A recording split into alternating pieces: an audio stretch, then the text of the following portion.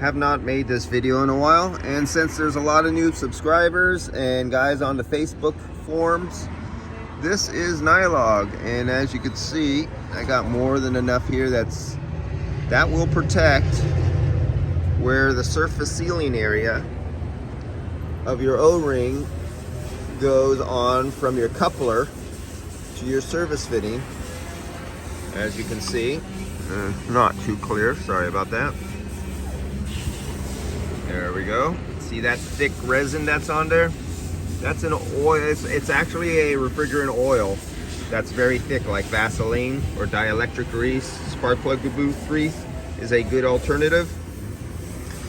And you get your fitting and your O-ring in there will be lubricated and sealed, and vacuum cannot pull through tiny imperfections in your seal or misalignment, because sometimes one manufacturer or one coupling manufacturer might have a clearance problem and cause some issues with vacuum leaks. And so you can see how thick this is. Check out that. It's dripping right there. See that thick drip? Let you see how that works. That's how it works. Really thick.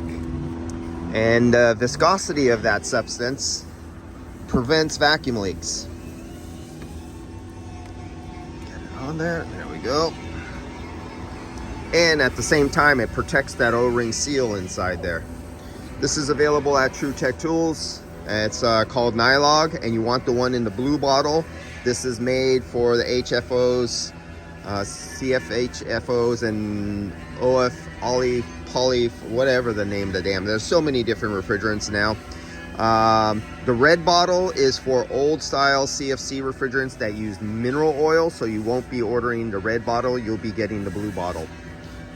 That's it. I hope this is helpful to somebody, and for anybody in countries or states where you cannot get this product, just use dielectric grease that you use on your spark plug boot grease.